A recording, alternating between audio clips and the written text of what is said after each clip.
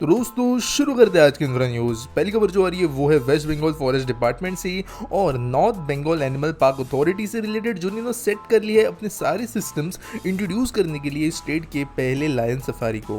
तो ये animals park Siliguri के अंदर किया जाएगा। Basically 2 pair of female Lions Alipur जू के अंदर ले आए जाएंगे, जो वैसे अभी कोलकाता में बेस्ड है, और बाद में अनदर पेयर जो है वो त्रिपुरा से लाया जाएगा। जनवरी अगले साल में ये काम किया जाएगा।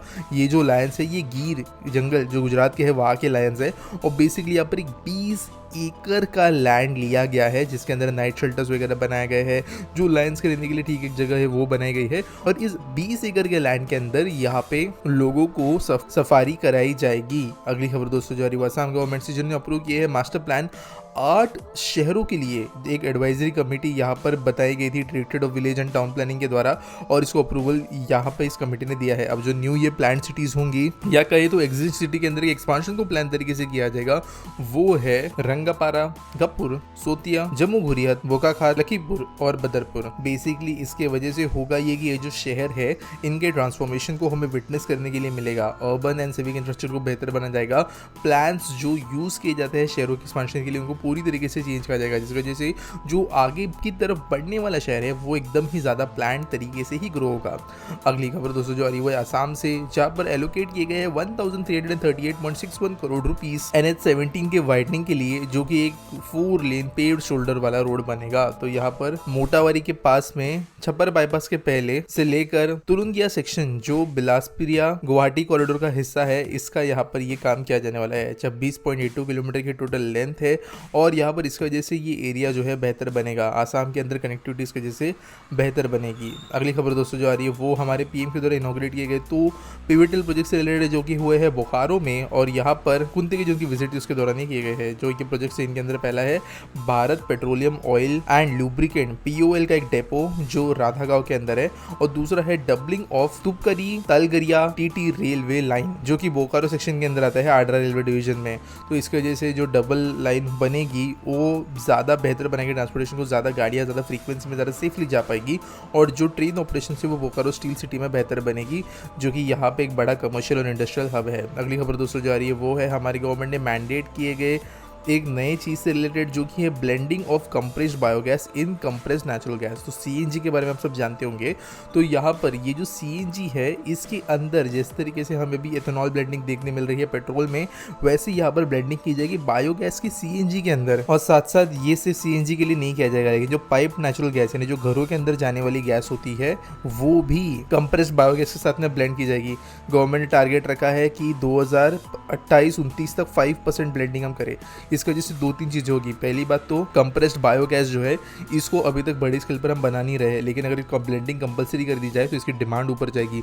डिमांड ऊपर जाएगी तो हमारे यहाँ पर जो गीले कचरे का सेग्रीगेशन है, जो फार्म वेस्ट होता है, फूड वेस्ट होता है, वो सब चीज़ें जो है ऑटोमेटिकली एक ऑर्डर में लग जाएगी कलेक्शन के हिसाब से, एक रिसाइकलिंग के हिसाब से, जो कि ऑब्वियसली इंडिया को मदद करेगा। अगली खबर दोस्तों ये पुणे म्युनिसिपल कॉर्पोरेशन से, जिन्होंने काम स्टार्ट कर दिया है कुछ मिसिंग रोड्स के ऊपर जो कि डीले चल रहे थे लैंड एक्विजिशन के इश्यूज की वजह से। तो यहाँ अगर बात करें तो 33 एसेंशियल और शॉर्ट डिस्टेंस रोड्स है जिनको प्रायोरिटी पे किया जाएगा। 7 रोड जो है उनके लिए जो है पूरा का पूरा लैंड एक्विजिशन हो गया है और काम 4 रोड्स पे शुरू हो गया है।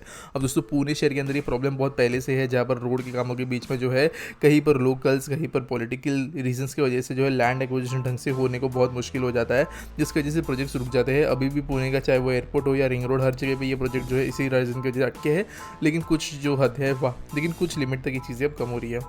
अगली खबर दोस्तों जा रही है वो है एशियन डेवलपमेंट बैंक से, जिन्होंने अप्रूव कर दिया है एक लोन पैकेज $500 मिलियन का देश के अंदर affordable tertiary health care and medical education provide करने के लिए, और ये बनेंगे महाराष्ट्र के अंदर।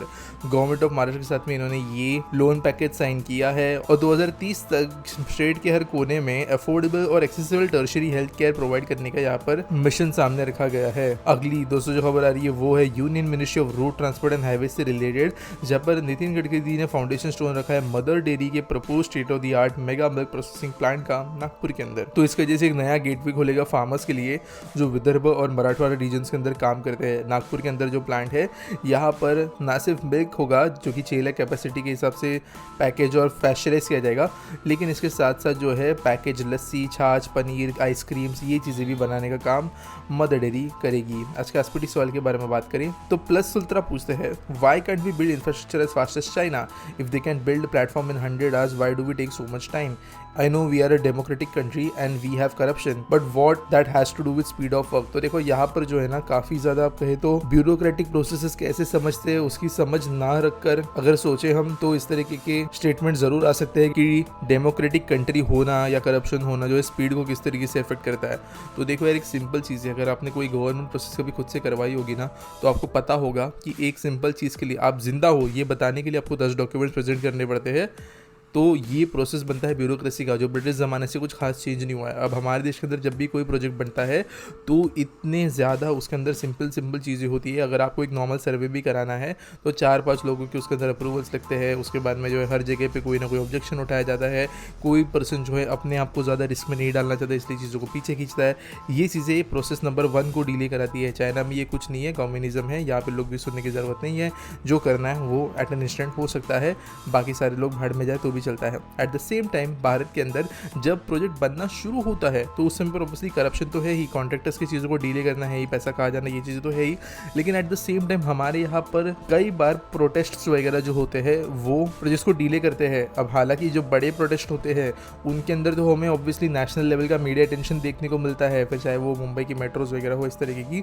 लेकिन अगर आप खुद से ज़रा ऑब्जर्व करो अपने आसपास में तो छोटे से छोटा माइनर से माइनर प्रोजेक्ट जो है वो प्रोटेस्ट का सामना करता है किसी ना किसी लेवल पे ऊपर। लोकल जो 3-4 टप्पर होते हैं, लोकल जो 3-4 पॉलिटिशियंस होते हैं और उनके आजू बाजू में घूमने वाले जो खाली बैठे बच्चे होते हैं वो कहीं पर भी झंडे लेके पहुंच जाते हैं किसी भी रीज़न की वजह से प्रोटेस्ट करने के लिए, क्योंकि वहाँ पे फुटेज चाहिए होता है, चाहे वो एकदम बेसिक नेसेसिटी वाला प्रोजेक्ट क्यों ना हो। और ये किया जाता है पॉलिटिकल गेन्स के लिए, एक वोट बैंक बनाने के लिए, लोगों को गुमराह करके उनको अपनी तरफ लेके आने के लिए। और ये जो प्रोटेस्ट है ये इंडिया के अंदर क्रश नहीं किए जा सकते। लोगों को जो है उनको सुनने का मौका गवर्नमेंट को देना पड़ता है। अगर कोर्ट केसेस होती है तो फिर जुडिशरी से गुजरना पड़ता है। लोगों के ऊपर डायरेक्टली जो है आप उनको भगा कर काम नहीं कर सकते क्योंकि इंडिया डेमोक्रेटिक कंट्री, यहाँ पे यही इशू आता है। और इसके अलावा भी बहुत रीजन है जिसके ऊपर मैं वीडियो बना चुका हूँ कि क्यों इंडिया के अंदर प्रोसेस बनने को इतना डिले होता है, तो वो आप देखोगे तो आपको समझ में आ जाएगा। उम्मीद करता हूँ आपको सवाल का जवाब मिल गया होगा। आपके उसके सवाल है मुझे कमेंट सेक्शन में जरूर पूछना। मिलेंगे अगले वीडियो में।